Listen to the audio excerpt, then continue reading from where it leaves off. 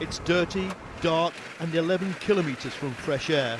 This is the last shift in the last of Britain's deep coal mines. Danny, that's it.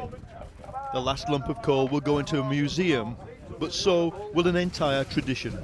Industry's finished. 450 jobs will go, bonds of friendship forged over decades underground will persist.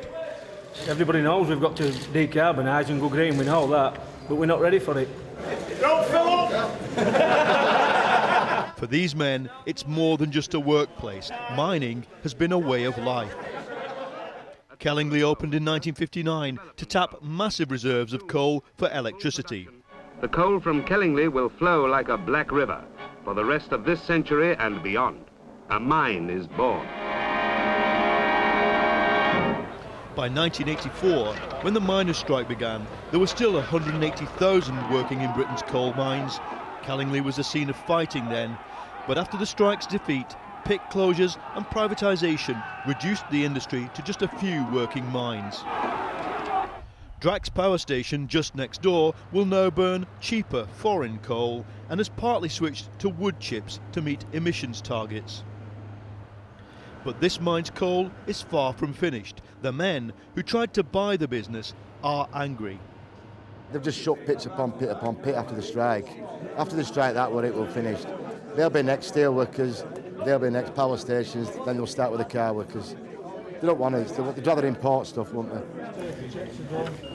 That's that then, departure lounge. But they're losing more than jobs. Coal mining created social and political traditions that were once at the centre of the industrial way of life. As the last men from the last shift, from the last deep mine colliery leave this place for good, an entire industry and social tradition that shaped British democracy is over. As for redundancy money, it will be minimal, 13,000 for a 39-year career underground.